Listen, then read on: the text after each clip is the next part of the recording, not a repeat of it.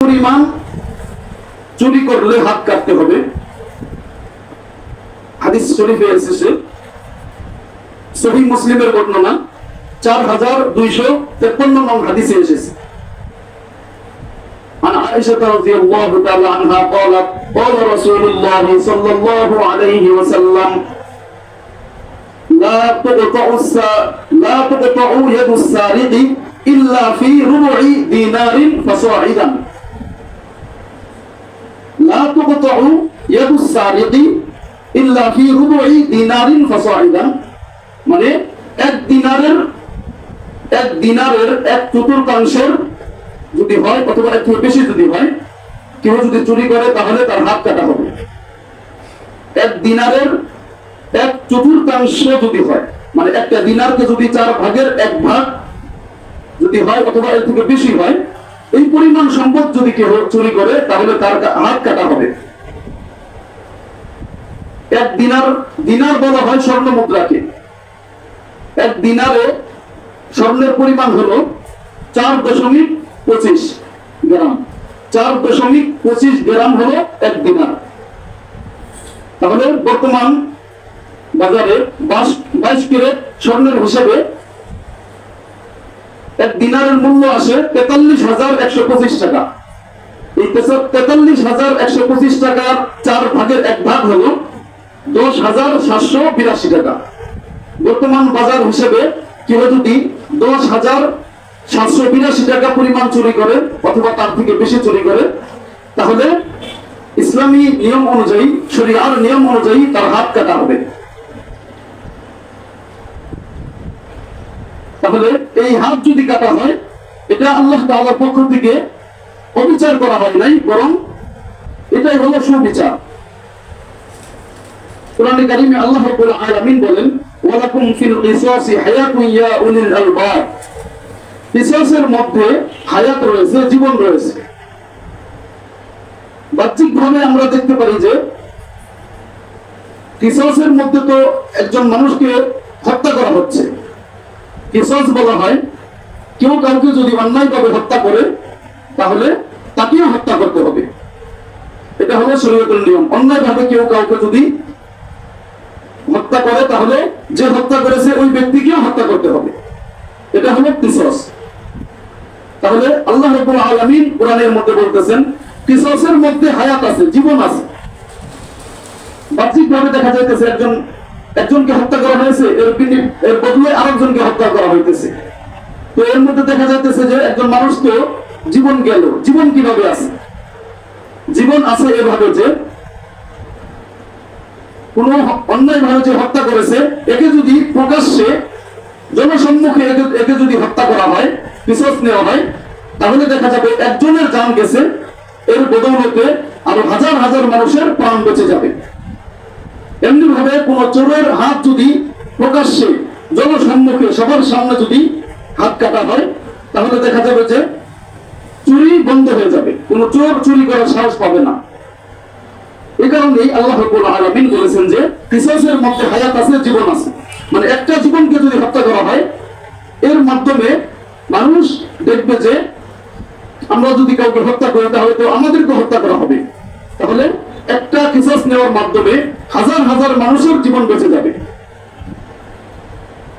আল্লাহ রাব্বুল আলামিন কোরআনে কারীমের মধ্যে বলেছেন, ওয়াত্তাকু ইয়াওমান তুরজাউনা ফীহি ইলাল্লাহ সুম্মা তুওয়াফফা কুল্লু নাফসিন মা কাসাবাত ওয়া হুম লা ইউযলামুন।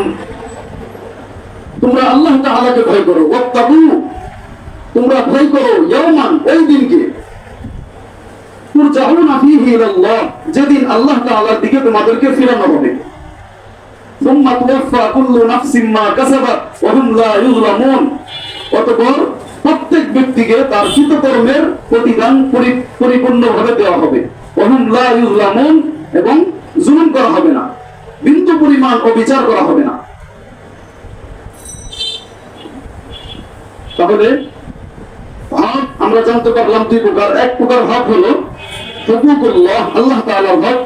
2 নম্বর যে প্রকারটা আছে সেটা হলো হুকুকুল ইবাদ, বান্দার হক। তাহলে এই বান্দার হকের ক্ষেত্রে আল্লাহ রাব্বুল আলামিন বান্দা যতক্ষণ পর্যন্ত মাফ না করবে ততক্ষণ পর্যন্ত আল্লাহ রাব্বুল আলামিন ক্ষমা করবেন না। তাহলে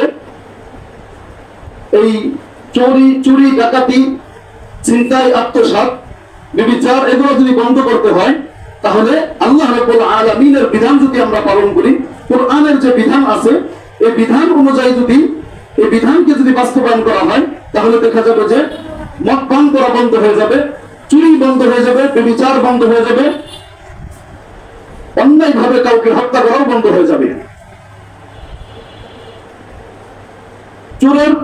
চুরি বন্ধ করার জন্য, দুর্নীতি বন্ধ করার জন্য, আত্মসাৎ, অন্যের সম্পদ আত্মসাৎ এটা বন্ধ করার জন্য র্যাব, পুলিশ, আর্মি, বিডিআর দিয়ে হবে না। চুরি বিদ্যা, তারপর ব্যভিচার, অন্যের সম্পদ অন্যায়ভাবে দখল করা, দুর্নীতি এটা বন্ধ করতে হলে একমাত্র তাকওয়াল্লাহ, আল্লাহ তাআলার ভয় যদি কারো অন্তরে থাকে, একমাত্র আল্লাহ তাআলার ভয় যদি কারো অন্তরের মধ্যে ঢুকিয়ে দেওয়া যায়, তাহলেই একমাত্র এই অপরাধ থেকে বেঁচে থাকা সম্ভব। যেমনি ভাবে কোন পুলিশ, বিডিআর, আর্মি এরা যদি অন্ধকারকে দূর করার জন্য অন্ধকারের মধ্যে যদি গুলি করে, অন্ধকার যাবে না, লাইট জ্বালাতে হবে। ঠিক তেমনি ভাবে দুর্নীতি, আত্মসাৎ এগুলো যদি বন্ধ করতে হয়, একমাত্র আল্লাহ তাআলার তাকওয়া, আল্লাহ তাআলার ভয় যদি মানুষের মধ্যে দিয়ে দেওয়া যায়, তাহলেই এই দুর্নীতি এগুলো বন্ধ হবে। তাহলে আমরা হাদিস থেকে জানতে পারলাম যে কেউ যদি 10,000 বা 11,000 এই পরিমাণ টাকা যদি কেউ চুরি করে অথবা এর থেকে বেশি চুরি করে, সর্বনিম্ন পরিমাণ হলো 10,782 টাকা বর্তমান স্বর্ণের দামের হিসাবে। এর থেকে বেশি যদি চুরি করে, বিভিন্ন দেশি বিদেশি সংবাদের মাধ্যমে আমরা জানতে পারতেছি যে দেশের জনগণের টাকা অনেক মানুষ আছে যে তারা জনগণের লক্ষ কোটি টাকা এগুলা তারা বিদেশের সুইস ব্যাংকে পাচার করে দিচ্ছে, বিদেশের সুইস ব্যাংকের মধ্যে জমা করতেছে। তাহলে 10,000 টাকা পরিমাণ যদি কেউ চুরি করে, তাহলে শরীয়তের বিধান হলো তার হাত কাটতে হবে। তাহলে যদি জনগণের কোটি কোটি টাকা এই সম্পদ যদি কেউ যদি আত্মসাৎ করে, তাহলে তার কি পরিমাণ শাস্তি হওয়া দরকার, এটা হলো চিন্তার বিষয়। তাহলে আল্লাহর ভয় যদি কারো অন্তরে থাকতো, তাহলে এরকম কাজ করতে পারতো না। এ কারণে অন্যায় কাজ থেকে বাঁচার একমাত্র মেডিসিনই হলো তাকওয়া, আল্লাহ তাআলার ভয়।